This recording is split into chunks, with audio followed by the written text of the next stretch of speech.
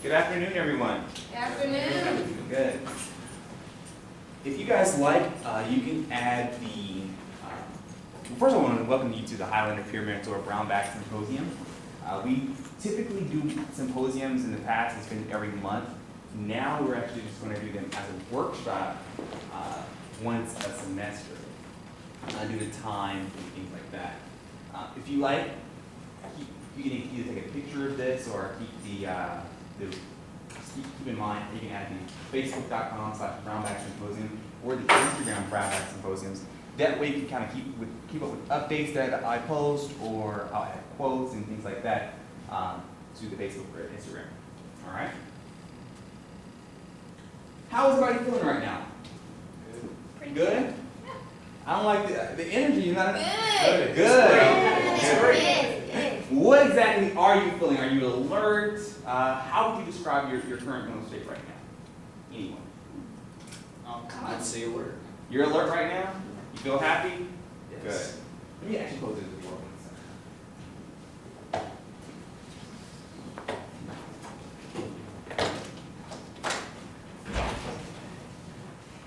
Do you know that knowing that you're happy, do you know that is a unique human ability? Animals don't have that. Animals can't think about anything beyond their instinct, what they were trained, what they're programmed to do. So what we call that is self-awareness. Has anyone ever heard of that before? Self-awareness? So the very fact that we can actually think about our moods, it actually separates us from the animal world. Our unique human endowment in life, as I said, in the extent to which we develop that self-awareness, helps us to reach that peak in our human potential. Okay? So, like I said, I want to welcome you all to the Highlander Peer Mentor Brownback Symposium. I am Dorian Lamb. Looks like we have more guests coming in. Hello. Hello. How's everybody doing? Fine, how are you? Good. I was just asking them a question. How's everybody feeling right now? Sleeping. Sleepy? Can you sit much towards the front? Okay. So we can... Yeah, go for it. Come up front. Yeah, Just come more up don't front. block the stand here, and we'll be okay. Okay. You mind coming to the side? Thank you. How's everybody doing? What is, I was just asking the group here, what is your current mental state? What are you feeling right now as you walk in? Sleep. Sleepy, and what else? And that's it? Okay, the point of that is to say, is let you know that that's uniquely human. The ability to know exactly what you're feeling right now, that's what we call self-awareness. And that's unique to humans. And you'll know by the end of the symposium as to why I'm saying that. As many of you already know, I'm Dorian Lamb, and I'm going to start out with the fact that I'm a college dropout. I dropped out of college back in 2009. I started at Middle Georgia College in 2008. Didn't necessarily know, I was in the aviation program, didn't necessarily know exactly what I wanted to do as a student. And I kept changing my major, spent a lot of time partying. But you'll know a little bit more by the end of this program why that's important today. Does anyone know the current college dropout rate here in the U.S.? Anyone? No. About that? It's actually, that's pretty steep, but I see in the future, going towards the 80% rate. Harvard did a study back in 2010, and it was regarding how many students that start college at a four-year institution ended up graduating. And the study stated that only 56% of students graduate. That means, and it's been 4 years ago. So that means that now, 4 years later, that's gone down. Or, excuse me, not down, up. So pretty much, as you know, over half of the students that enter a four-year institution or any college whatsoever don't graduate. Okay? So let's look to our neighbors. Let's look to our left and our right. That means half of you may not graduate. And that's the reality of the situation here in America. Okay? 29% of students who enter two-year programs, like previously Gordon College was a 2-year school. Now we have some 4-year programs. They actually, only 29% of those students complete their degree within 3 years. Those are some pretty dramatic statistics. I mean, would you guys agree? Yeah. Before we go any further, why did you guys come to college? What, not just come to Gordon, but why did you want to have college on your resume? What was so special about school that made it, that made you want to come here? Anyone?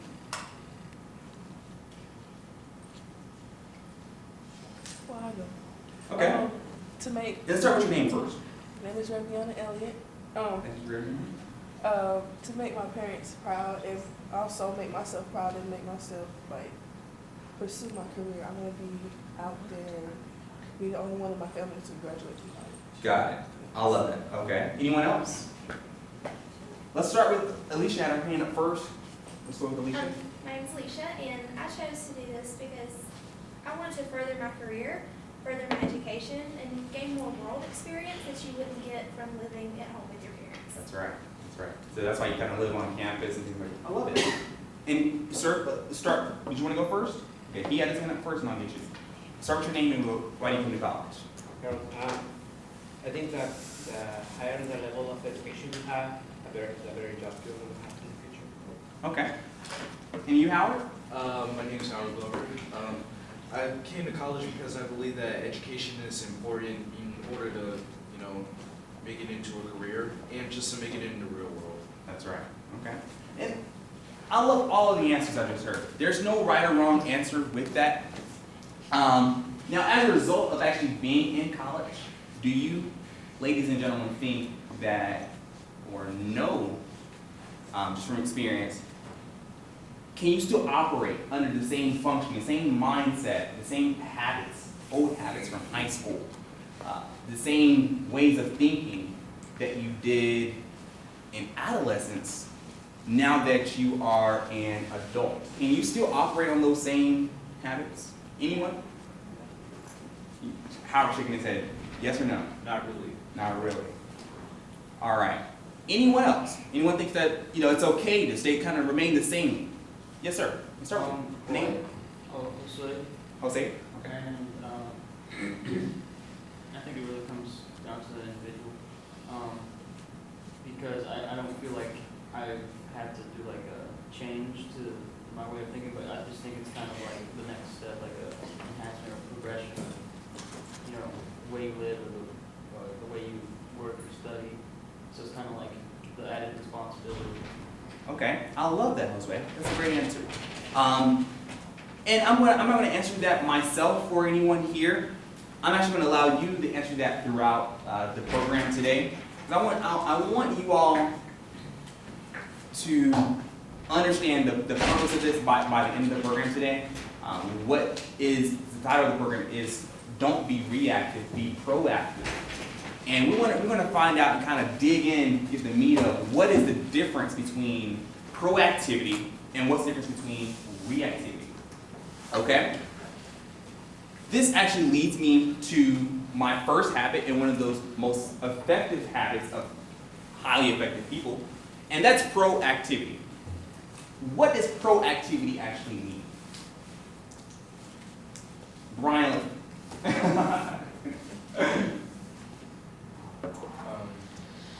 Being proactive means to activity and control of your actions. Mm-hmm. That's great. That's great. Perfect. And there's no. Yes, sir. I think it is to have initiative. Uh-huh. Some things. That's right. That's right. And both of you gentlemen are right. It's simply taking the responsibility for your own life. I want you guys to repeat after me. I'm gonna say the first half of this, and then I'll allow you guys to say the second half. I'm gonna go through the full statement first. Our behavior is a our behavior is a function of our decisions, not our conditions. Say it. Our behavior is a function of our decisions. Our behavior is a function of our decisions, Not our conditions. not our conditions. That's right. I want to take a look at the word responsibility. We see, if we break it up, it's actually, we see response and we see ability. That is the ability to actually choose your response. So, in between stimulus and response, we probably have heard of this in some of your psych classes before. Stimulus is a little bit about our conditioning, our environment, where we come from. In between that, and after that, there is an actual response. In between that, you have the freedom to choose. There's willpower. What we're going to do today is to kind of bridge the gap between what's logical, using that independent will, using self-awareness, as opposed to what we inherited, what we're conditioned to naturally do, naturally respond. What is it, what we're going to kind of do is a little inventory of our lives, personally and professionally. What is it about you as a person that if someone knew that would not get into a relationship with you? Now, once you acknowledge what it is, what we're going to do is actually work on it. We're going to change that. And that's what excites me about this today. By doing this, we're going to decipher what is it that we're holding on to as a person. Is it a true liability, in our lives, if we're using that to kind of resign ourselves from our full potential? Does that make sense? Does that mean like you're already setting the limit for yourself because you're not willing to make that change in between the stimulus and the response, not using the ability to the freedom to choose. I'm going to read this to you one second. I'm getting my information from a book called 7 Habits of Highly Effective People by Stephen Covey. It's an old book. The book is actually older than I am, but it's really, really, really important information. It says, when using self-awareness, which is what we humans uniquely have, we can write a whole new response for ourselves. So because of genetics, our DNA, we have years and years of conditioning. And I would assume that the majority of the audience here today could be 17 to 20 years old, roughly. So if you think about that, now there's 17 to 20 years of buildup of habits and conditioning from your parents, from your grandparents, from your environment that you've been around. And now we're in a new world. We're in college. And we're going to decipher if we can use that same conditioning over the past 17 to 20 years of our lives, and if that actually applies into the new world, which is college where we're at right now. Okay? So, for instance, whether it's sagging your pants, a habit of excessive use of profanity, instead of thinking that because you're from a certain environment, that it cannot be changed. So, there's actually hope right now. In between stimulus and response, we have freedom to choose. There's hope, there's self-awareness, there's imagination, conscience, independent will. You are endowed with the power to regulate your own change, is what Covey is actually saying. So I'm going to ask you a statement. I'm going to say a statement, and I want you to let me know, is there such a thing? My grandparents did it to me. This is why I have a bad temper. Is there such a thing as that? You sure? That's right, she's shaking her head. It's right, because whether you're proactive or reactive, the fact is you're influenced. However, you have the ability to choose your response here. Okay? Does that make sense? Yeah. Okay. For proactive students, when it rains, it makes no difference into their own life. What I'm going to draw for you now is what we call the locus of control. And I'm gonna draw it on over here. Where's some more markers at? Alright. This is called the locus of control. Many of you have probably seen something like this before. I'm gonna actually break this down into my, excuse me, I'll get back to that.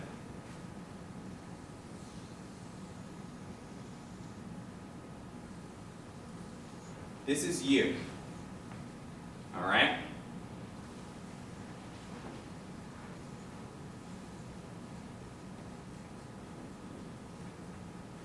Here's family, friends, job. What else do we have in our lives? We have family, friends, job. We have personal life. We have school. We're at school. We have school. Okay? Now, in our life, each and every one of us, we're here in the middle. This is us. Around us constantly, every single day, as a living human being, you will always have family, job, school possibly, friends, but something is going to take place at school if you leave school. But these things are always going to be there, okay? You're here in the middle. The purpose of the locus of control is to show you that these things are always going to be there. These are not here to control you. Within you is self-awareness, which I was speaking of earlier. Your ability to choose how you respond. So for a proactive student or a proactive person, whether it be in corporate America or whether it be here on a college campus, it could be raining at school. Your grades they may not be so well, okay? Your job may not be going well. Family might be okay, but friends, that might be great. But with you, just as it's raining out here and around here, it's cloudy out here, instead of drawing, that does not mean that you, as the student, that does not mean that the cloud has to be over you. You're responsible as a student for your own proactivity. And that's the difference between a proactive person, a proactive student, proactive executive, no matter where you're going in life.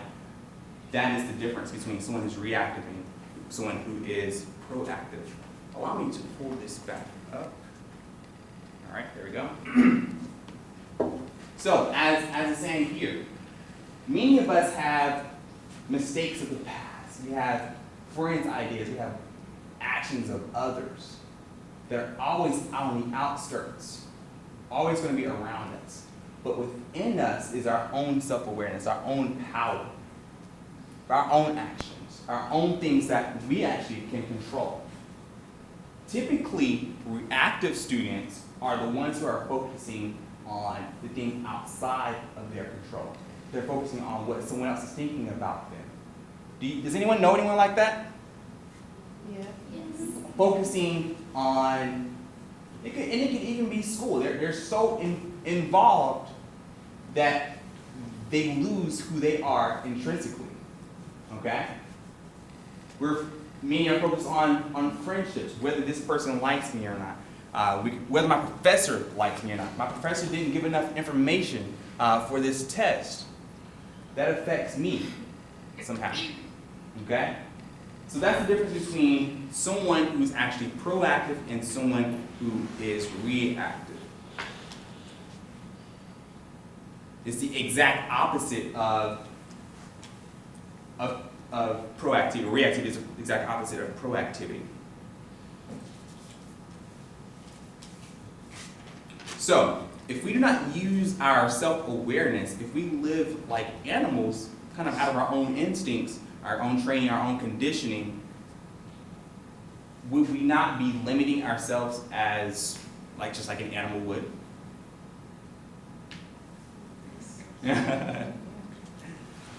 So the choices that we make inside of us are actually who we become tomorrow, okay?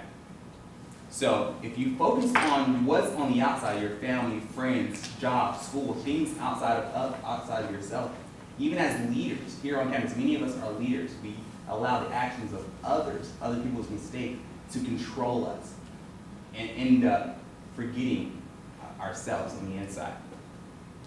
So, ladies and gentlemen, I want to say that no, it's not easy to only focus on the things that you are able to control, on the locus of control. It takes courage to focus on these things. So, in order to be happy, it takes courage. In order to manifest your dreams, it takes courage. I'm going to give you a little story about me right now. This was not planned, but formerly, after dropping out of Middle Georgia College, I moved out on my own in Atlanta area, and I was working for an energy firm out of Marietta, but I lived in Norcross. Well, what happened? I had just maybe 3 months into a new lease in Norcross. Well, I had just recently maybe had an accident, and it was a Toyota Camry. Had the car about a year, right? Well, moved into my new apartment, still was actually paying my monthly payments for my apartment, but once I moved in, I got a little bit behind on the bills. Well, what happened was, I actually was getting ready to go to work when I worked normal 8 to 5 for an energy firm in Marietta. Walked out one morning, got dressed, like as normal, and got ready for work, walked outside, and my car was not there. Well, I'm thinking, I remember parking here just last night in this middle spot right here in front of the door. What happened to my car? Well, because of the situation, because I was so focused on outside, things in my own life, didn't even know that the law was if you are missing a car payment in Georgia after 60 days, your car can be repossessed. My bank account had, at the time, it was about $700 in there. And I needed $1,400 to get the car back within the next 5 days. Didn't have it. Well, I'm thinking my parents are going to be so upset with me. I don't live in an area where there's public transit, okay? And I live in Norcross, and I work in Marietta. Well, how the heck am I going to get to work Monday through Friday, okay? So, this happened on a Thursday. Stayed at work that Friday, kind of decided over the weekend what I was going to do. Monday morning, it's raining hard. And I know I gotta get to work. Well, I lived on the Gwinnett County line where the DeKalb County may have been about a mile away. So that was around March of 2012, April 2012, I apologize, when that happened. From April 2012 to January 2013, when I left that job, every morning I got up and walked to the DeKalb County line to get on the MARTA bus line, get myself to work.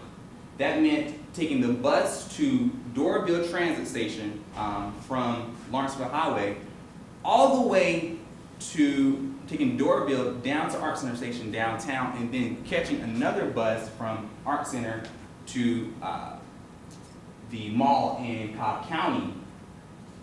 From Cobb County Mall, taking another bus to where my job was further in Marietta, in Cobb County.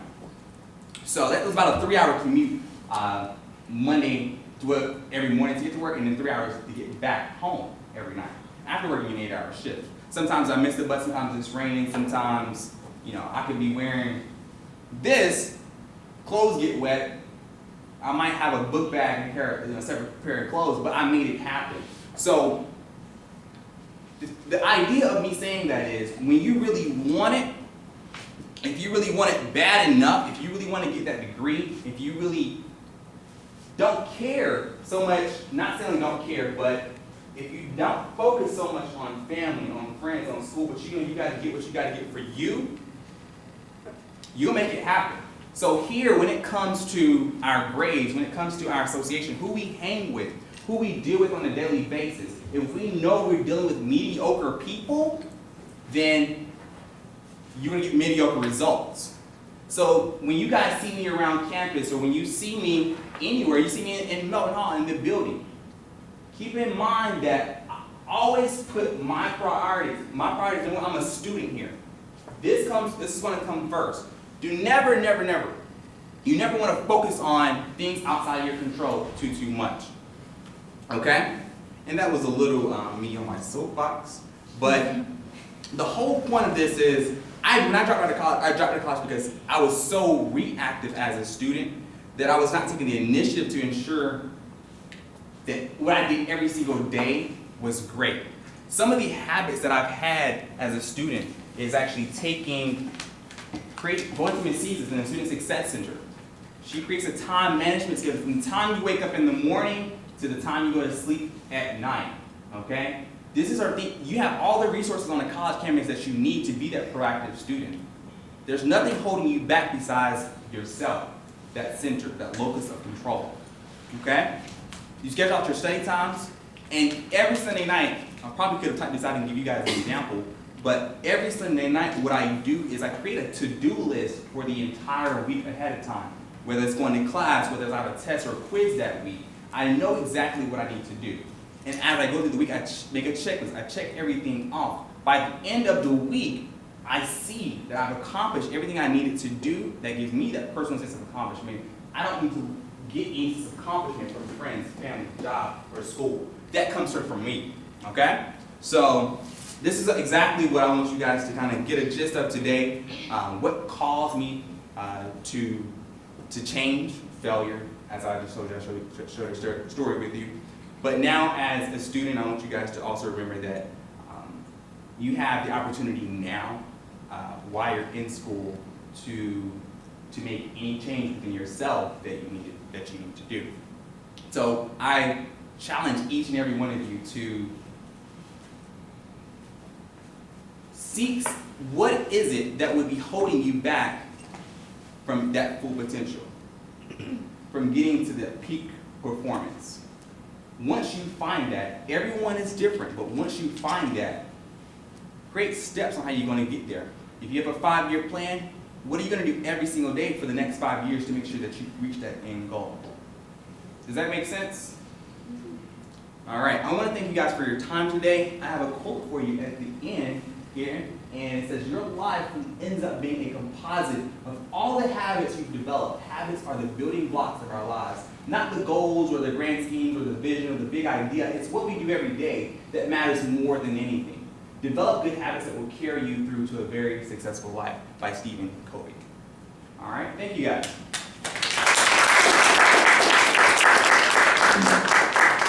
Is there any questions? You guys want to say anything?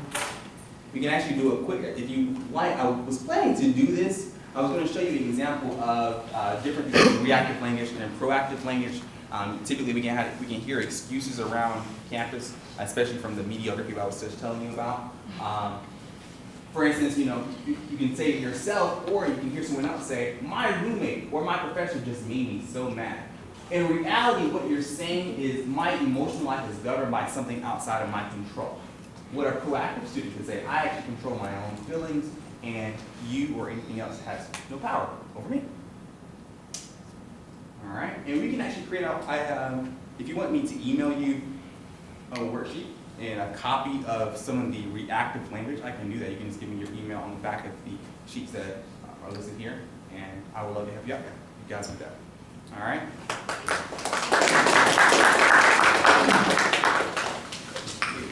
And for those leaving out, we have where are they at? Those forms that ensure that you can get extra credit or show that you did come. Okay. Milton Hall Raisins can find here.